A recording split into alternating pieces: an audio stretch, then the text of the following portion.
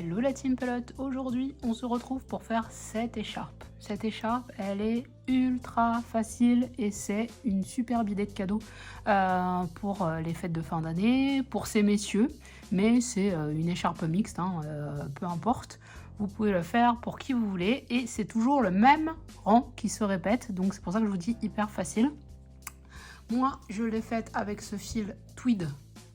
Donc la Chunky Tweed, je vais vous montrer en noir. La mienne fait 2,05 m sur 20 cm de large. Mais en fait, vous faites la longueur que vous souhaitez puisque c'est toujours le même rang qu'on va répéter.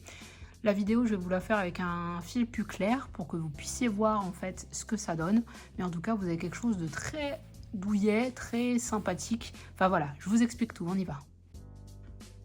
Pour cette écharpe qui fait donc 20 cm de large et 2 mètres de long, j'ai utilisé 3 pelotes complètes de Tweed Chunky Papatia que vous retrouverez sur mon site marlinis.com. Je vous mets les liens en commentaire.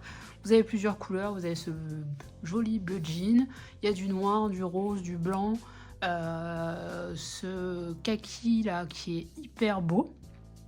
Il vous faudra des aiguilles pour rentrer les fils, paire de ciseaux, le mètre de couture et les aiguilles à tricoter, c'est des numéros 7. Droite ou circulaire, aucune importance. On va faire ça en aller-retour et vous allez voir un seul rang. Un seul rang qu'on répète à l'infini, c'est trop facile. La vidéo, je vous ai dit, je vais vous la faire avec un fil clair. Il me restait du rose, je vais vous faire ça. Et vous allez commencer par monter un nombre de mailles multiple de 4 plus 1. Donc pour mes 20 cm à moi, j'ai fait 41 mailles. Donc un multiple de 4 plus 1. Vous montez vos mailles et on se retrouve pour que je vous montre ce rang qui se répète à l'infini.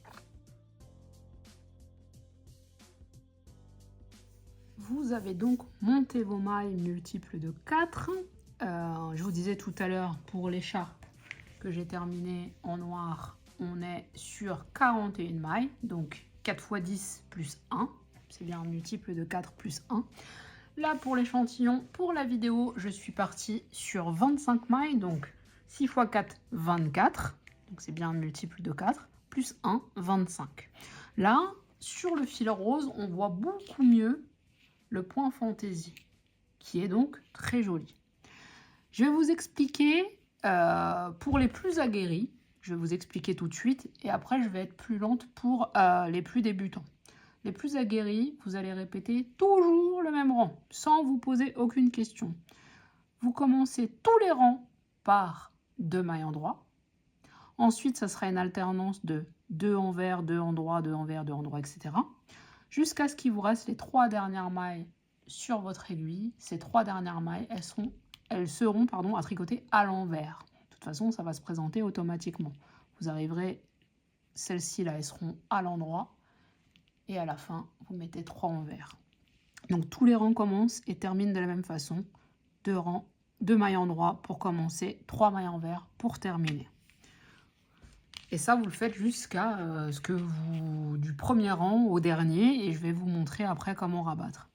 Pour les plus débutants, je vous montre surtout comment passer le fil d'avant en arrière sans vous rajouter de mailles. Donc ne vous laissez pas perturber. Moi, je tricote avec le fil dans la main gauche. C'est ce qu'on appelle la méthode continentale. C'est pas du tout un problème. Vous faites comme vous voulez. Si vous tricotez dans ce sens-là, c'est pareil. C'est exactement ce que moi je fais, sauf que je tiens le fil dans l'autre sens. Alors, j'ai dit les 2 premières mailles à l'endroit. 1 et 2. Quand vous avez fait vos 2 mailles à l'endroit, il va falloir passer le fil qui se trouve pour l'instant derrière, il va falloir le passer devant. Quand vous passez le fil, vous le passez entre les 2 aiguilles. Surtout pas par-dessus comme ça. En fait, c'est souvent la bêtise des débutants, c'est de passer par-dessus et en fait, ça rajoute une maille. C'est ce qu'on appelle un jeté. Là, non, vous passez juste entre les deux de façon à mettre votre fil vers l'avant, ce qui va vous permettre de faire les 2 mailles envers.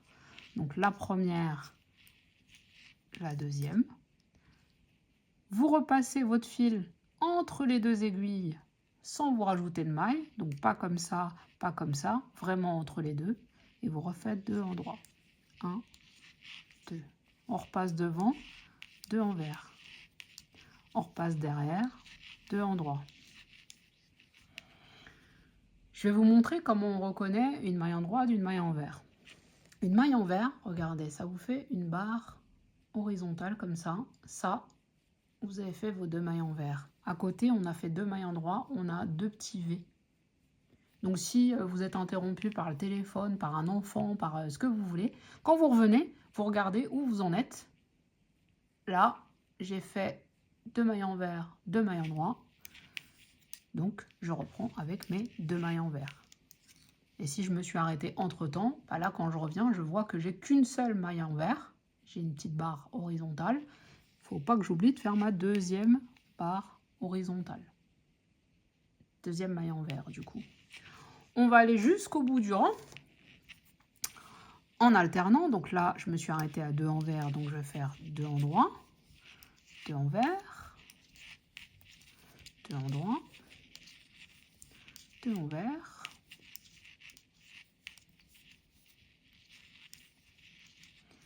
2 en droit. Et là, il me reste 3 mailles sur mon aiguille. Donc j'aurais tricoté logiquement les 2 prochaines à l'envers. Et bien la troisième aussi, je vais la faire à l'envers. Donc les 3 dernières, toujours à l'envers. Je retourne le travail et je recommence exactement la même chose. Les 2 premières à l'endroit et les suivantes en alternance, pardon, 2 par 2. 2 en droit, 2 en vert. Jusqu'aux dernières, les 3 dernières à l'envers.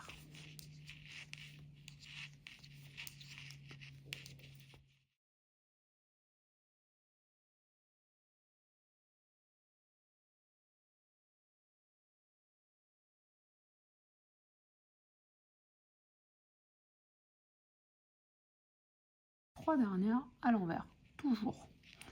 Vous allez recommencer comme ça autant de fois que nécessaire, jusqu'à ce que vous ayez l'écharpe que vous souhaitez. Le 2,05 m que j'ai, ça permet de nouer comme je vous ai montré sur la photo, voilà, comme ça. Mais si vous ne mettez pas votre écharpe comme ça, vous n'avez pas forcément besoin d'avoir 2 mètres. Hein. C'est à vous de voir. Vous pouvez aussi vous arrêter à 1,20 m et faire une couture ici. Ça va vous faire un snood double tour. Vous pouvez aussi le faire. Pour les plus aguerris, vous le faites, vous montez plus de mailles dans l'autre sens et vous aurez donc un snood avec les rayures dans ce sens-là. Si vous faites 1,20 m et que vous faites la couture après, vous aurez les rayures dans ce sens-là. Voilà, ça c'est les petites astuces. Je vais vous montrer comment rabattre les mailles. Pour les plus aguerris, vous rabattez les mailles telles que vous les avez tricotées. Je vais y arriver. Pour les plus débutants, qu'est-ce que ça veut dire? Cette première maille, je la tricote à l'endroit. C'est la première. La deuxième aussi, je la tricote à l'endroit. Je viens récupérer celle-ci, je la passe par-dessus celle-ci. Les 2 d'après, là, elles doivent être tricotées à l'envers. Donc, je tricote les mailles comme elles auraient dû être tricotées avant d'être abattues. Et là, je passe celle-ci par-dessus l'autre. La suivante, elle devait être aussi à l'envers. Je passe par-dessus. Les 2 prochaines, elles auraient été à l'endroit. Je les fais donc à l'endroit. La première, je rabats. La deuxième, hop, je rabats également. Ça a pour effet de respecter l'élasticité du point, mais aussi l'espèce de forme, un coup, la forme relief en fait, voilà. Ça, vous allez le retrouver de ce côté-là parce que vous respectez le sens des mailles pour rabattre. Si vous faites tout droit, je vais vous le montrer bien. Là, admettons, je tricote toutes mes mailles à l'endroit sans me préoccuper du sens des mailles. Vous allez voir ce que ça donne. Ça fait une espèce de truc plat avec un bourrelet bien moche. Je vous montre. Même effet, hein, si vous faites tout à l'envers, ça revient au même. Hein. Donc là j'ai ma petite patate qui commence à apparaître là et qui ne respecte plus du tout la vaguelette qu'on a depuis le départ. Donc ça va donner, c'est un effet qu'on peut vouloir, Mais quand on est sur un ouvrage aussi simple et aussi droit, il faut que la finition soit belle, sinon ça se voit tout de suite.